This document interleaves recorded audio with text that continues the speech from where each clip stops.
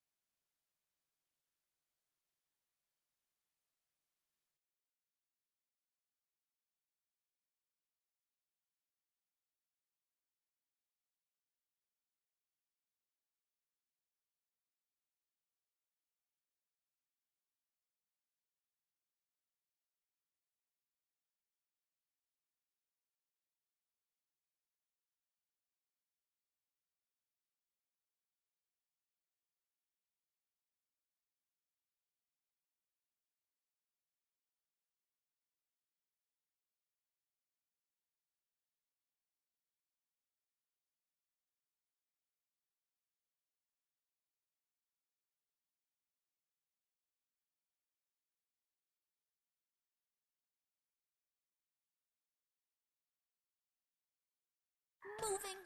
Hi.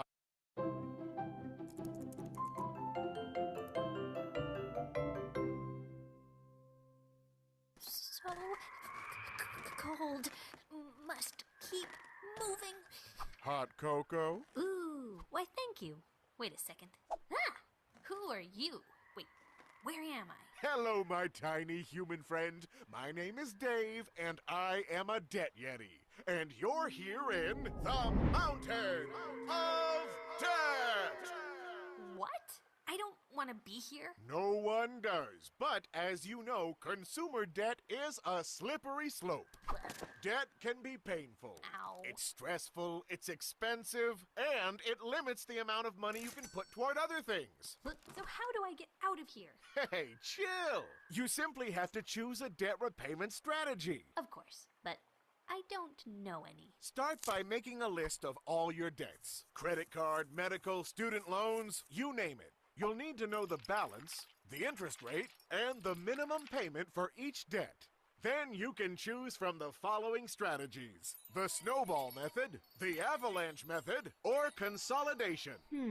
The snowball method is good for beginners. In it, you arrange your debts from smallest balance to largest balance. Every month, set aside as much money as possible for debt repayment. Then, after making the minimum payment on all your debts, the rest goes toward paying off the debt with the smallest balance. Paying off those smaller loans frees up more money to put toward debt repayment. Like a snowball getting larger and larger. That's right.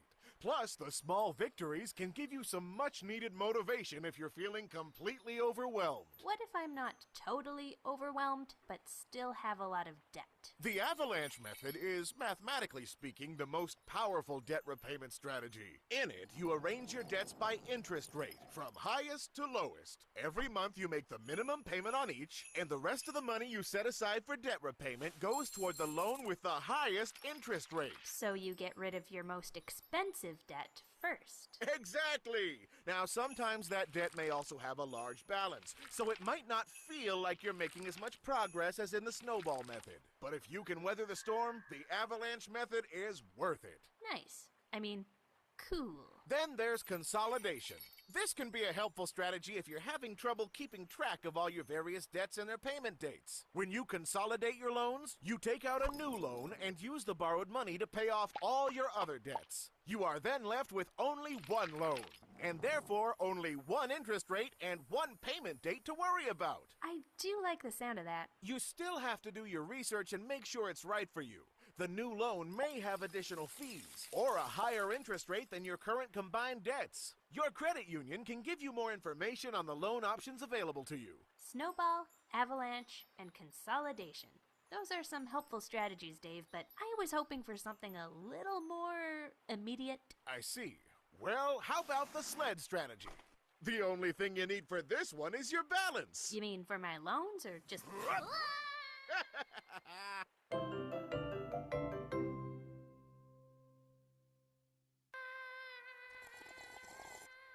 Ah.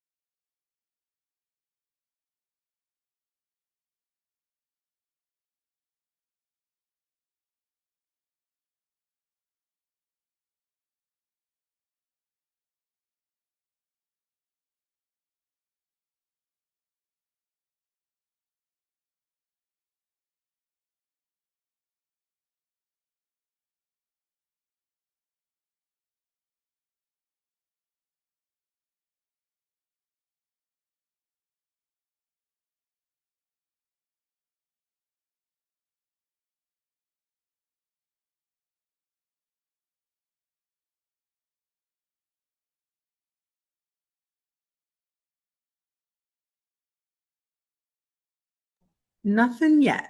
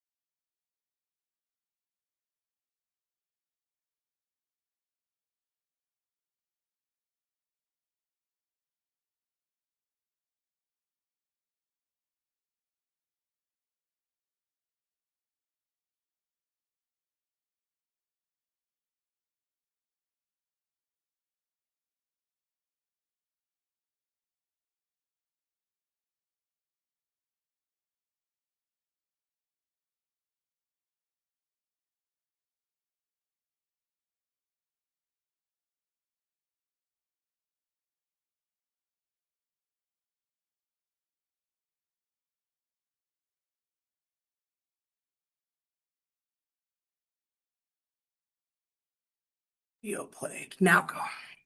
Okay, I'm hoping that you can hear me now. Yes. Okay. Yep. Okay, perfect. Okay. So I will just kind of like rewind back a little bit, talking about, how to pay down those debts. So when it comes to finances, they are a little bit taboo. People don't necessarily feel forthcoming in sharing what is owed and how much is owed. So I've got some do's and don'ts when it comes to paying down debt. So a lot of Americans have debt, right? Debt in an adult life is kind of like an adult report card. Kind of goes into line. You have to have credit to be able to get credit. If you're looking for that brand new vehicle, you walk in and you have zero credit. Chances are you're either going to be paying a higher interest rate or you're not going to be able to get that vehicle, right? So starting off with like small credit cards is a good thing, but what happens if you've gotten too many small credit cards and it's just overwhelming? So one of the things that they say that you should not do is don't pretend that your debt doesn't exist. Ignorance is not bliss in this case, because if you are ignoring it, whether it's passively ignoring it or actively, it can lead to financially devastating consequences. Not opening up your mail doesn't mean that your bill is not there. If you don't pay your obligations on time, what can happen is could ultimately get missed payments or late payments. Both of them have their own consequences. Late payments, you're paying more money, you're paying fees that don't go towards your debt, and actually can help prolong the debt, because now you're paying, the late fees that you could potentially be putting towards your principal of your balance. And then additionally to late fees, if you miss your payments and you go 30 days without making a payment, it could then report derogatory to your credit bureau. So, again, living in ignorant bliss is not the way to go when it comes to your debt. You want to make sure that you are understanding your obligations, and a couple ways to help tackle that debt is to either increase your income or decrease your spending. The most financially destructive form of debt denial is spending even more money to maintain the illusion of not being in debt. Everybody's kind of heard the term keeping up with the Joneses. Well, you shouldn't keep up with the Joneses because you don't know what the Joneses got going on. They could be in the same debt crisis as, potentially you are. Going further into debt in order to finance that lifestyle that you can afford, it just, keeps you spiraling. So, what is something that you should do when it comes to your debt? You should definitely tell someone about it. We're not saying like walking into the room, hi, my name's Vanessa, and I have debt obligations. You definitely want to talk with people that you trust, like your partner, your close friends, your family. Shame loves secrecy. And even though you might not feel comfortable talking to someone at first, pushing through those fears and telling someone will help lessen that mix of guilt and anxiety that often comes with debt shame. Being open about your financial priorities can also create stronger accountability and a stronger support system for you. If your friends are constantly like, hey, let's go out, have a coffee, let's go out and have, like dinner, lunch, whatever, all of that adds up. A coffee, I mean, I too love my fancy coffees, but you're talking like $6, $7 at minimum for getting the coffee. Not to mention if you need a little snack to go with it, then you're $10, $15. Again, all of that adds up. So by having kind of these open conversations, it can make it a little bit easier for you to honestly tell your friends and family when they invite you out that you just don't have it in your budget right now. Then, no shame. Maybe hopefully, they'll be able to be like, well, I can just pay for your lunch. That's a good little trick. But being open and transparent there is always a good thing because then they don't question you as much. Another don't prioritize your savings or investing over repaying those high interest debts. So a common question about debt repayment is where it falls in the order of financial operations. Is it more important to save? Is it more important to invest? Should you be paying off your obligations before you retire? The specific answer is going to look different for someone paying an auto loan versus someone facing like a mountain of credit card debt. There is a general rule of thumb that serves most debt profiles, and that's that high interest debt repayment should come first. The reasoning is that high interest debt, like, your credit card debt, that's expensive. The faster that you can get that eliminated, the faster you're going to have those extra funds to put towards savings, investments, and retirement. Low interest debt, such as mortgages, sometimes automobiles, they might be able to coexist as well as you contributing to those savings as well as investing contributions. Another do when it comes to debt is to start building that emergency fund. So we touched base a little bit early on about the emergency fund. So although high interest debt repayment should be first before general savings, you need to have that emergency fund in place. 3 to 6 months worth of expenses is the prescribed amount, but even like I said, a mini fund of $1,000 is going to do the trick. It might seem counterintuitive to save that $1,000 when you could be putting it towards your loans, but the rationale behind it is when you're already in debt, there usually isn't much wiggle room for your budget for an emergency. Having that $1,000 in emergency, what for me, I have a dog, and I had to end up in an unexpected emergency visit for him last week. Real life, that ran almost $400. And if I didn't have an emergency fund where I could kind of pull from that, what's the other option? Putting it on a credit card for, a 25, 30% rate, that could potentially be variable rate. It's going to take me, 3 years to pay off that credit card for the one emergency visit. And my little guy, he likes to be a rambunctious guy and end up in the emergency room often, unfortunately. So anyways, making sure that you have that $1,000 because wiggle room within budgets when you are facing debt obligations can be hard. So again, having that emergency will help to where you don't resort towards those credit cards. Okay, another don't underestimate the consequences of debt. So we talked a little bit on this little pamphlet below here about debt and stress. So being in debt can take a toll on our health and our overall well-being. The university 2012 study found that those who struggle to pay off their debt are more than twice as likely to experience those mental health problems, depression, and severe anxiety. So minus of anything else that's going on in the world, it hangs out there, it lingers. Debt stress can also carry over into your relationships, whether it's your spouse relationships, relationships, family. Arguments about money are considered one of the top predictors of divorce. And debt can be emotionally overwhelming and, again, looming as a source of fear, resentment, frustration, regret, and shame. So, debt repayment is more than a simple financial goal, it is a health and wellness goal as well. So, overall, healthy.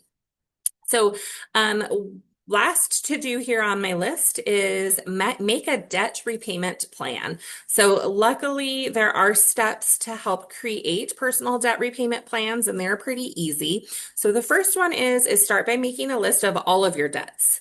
Your credit card, your medical, student loans, all of the debts. You need to know the balance, the interest rate, and then the minimum payment for each of those debts. Number two is to total up your minimum payments, then define an additional amount of money that you can put towards the loan repayment. Choose an amount that you can realistically afford, but don't be skimpy. So what that means is you have all of your balances and say they equal, $200. And in your budget, you have an extra $100 a month that's just sitting there, free money. Don't put an extra $5 on your debt. If you're really trying to tackle down your debt obligations, you have an extra $100 a month, try to put at least, 50% of that on there. If you feel really froggy and want to put the whole $100 on there, that's great. I would just, again, make sure that you're paying down your debt, but having that emergency savings as well. So the next step, number 3, is choose a repayment strategy or structure your plan accordingly. Popular strategies include the snowball, the avalanche method, and then a debt consolidation. So you would have to look and see which each one of those is going to look like for you and your personal life, see which one's the best fit for you. Not one of those is the top one, because everybody's situation and their debt situation is very different, as well as their income. So you would want to look to see which one's going to be best for you. There are also calculators that you can utilize to do kind of like amortizations for money. So if you did do a consolidation, long term, how much are you going to be spending on interest versus if you were able to aggressively do the snowball effect, right? So determine which strategy works best for you and your family. And then number 4 is using the repayment strategy as a guide, but creating a prioritized list of your debts. So which one's most important for you to tackle versus which ones, we can tackle later. And then each month, as you pay the minimum on all of your loans, pay all the minimums on your loans except for that last top priority of yours. That's the one that gets the minimum plus your extra additional funds. So that's kind of the debt management in a nutshell. Debt repayment, excuse me. Any questions for anybody? Anybody that wants to work through any personal? I have a question. Yeah. So you're talking about adding up your debts and doing some of that financial tracking. Mhm, For those of us who are not math savvy, do you have recommendations for good apps or good softwares to use to help with that process? Oh, that's a great question. So there are a lot of free templates out there. Me personally, I love Excel, and I know Excel's kind of, everybody has access to Excel. It's a quick way to easily put down all of your debts and obligations, and then there, with like the summing up, you can utilize that to kind of structure your debt repayment. But there are free platforms out there. To have one off the top of my head, I don't personally have one that I utilize right away. That's coming to me, but there are definitely free resources that you can utilize on the internet. And then too, I don't know if anybody out here is like a TikTok fan, but if you do get on like the debt side of TikTok, there's some great information out there on how to tackle that, different templates that folks in real life use out there. I would caution you, of course, anything on the internet, please take with a grain of salt. Do your own research to back that up, but yeah. You talked a little bit about the mental health effects regarding debt. And when people are struggling with shame around Yeah. their debt, are there resources that they can turn to for assistance privately? Yeah, so I would say definitely go to your credit union, go to your bank, talk to them. What we do at our place is we can sit down and talk with people and look at their budget, especially like if you're applying for a loan, like to pay off some of those obligations, then we can really go deep with you in regards to like which ones you should tackle first, and we can help guide you through that. Um, there are resources, which I can provide resources at the end of the meeting, and then we can send it to everybody on here. But there are definitely resources, services that you can talk to somebody about the financial stress that's out there, because it's a real thing and it's very heavy, and if you don't have anybody that's close that you want to talk to, because, like for me personally, finances were kind of taboo when I was growing up. You didn't talk to your parents about how much they made, and you didn't have to worry about those kinds of things, nor was it appropriate for you as a child to learn about those things. And in going to school, they teach you minimal stuff. Like I think I learned how to balance a checkbook in 8th grade, and that was like the extent of my finance schooling. So yes, it can be very taboo, can be very shameful, but there are a lot of people out there that want to help, that are willing to help. I know for Red Canoe Credit Union, we partner, we have what's called Red Canoe Financial Group. They're certified financial planners.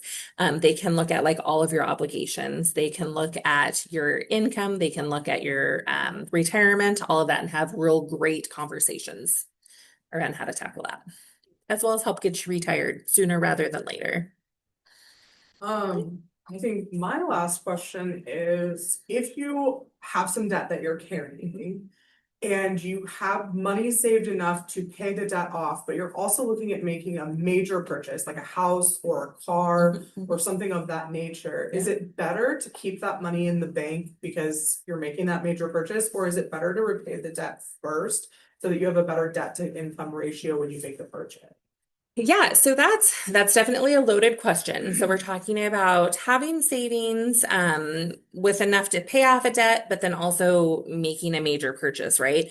So I think that what we would have to look at is you'd have to look at what are unforeseen expenses that are going to be happening with that major obligation, right? You could purchase a vehicle right off the lot and drive away, and then something can happen to it. If you don't have the means to pay for this brand new, beautiful vehicle that might have had a transmission blow up and maybe there was no extended warranty on it, you have to have that savings account to back up to fix the major purchase, right? So I would say what we would want to do is we would really want to look deep to see what's that debt costing you versus what's in the savings account, and realistically what your lifestyle is, and unperceived, I guess, purchases slash situations that could happen. Right. Yeah. Because, every vehicle needs to have new tires every now and then. And if you buy new tires, there's easily $1,000. And if you didn't have the savings account to be able to put new tires on there, you're going to be resorting to a credit card, which again, a higher interest rate repayment. Absolutely. Yeah. So it doesn't look like we have any more questions tonight. So what I'm going to say is thank you so much for being here this evening, Vanessa. We really Thank you appreciate for you. having me. Yeah, and those of you who are out there watching, if you missed the beginning of this program or you would like to refer back to it or see anything regarding the program again, this will be available on our YouTube channel for 1 year after this program airs. We do have the links to the websites in the chat. And if you have any questions, you can always reach out to us on the PCLS Ask Us channel. Thank you so much for being here this evening, everyone, and we hope you have a great night. Thank you.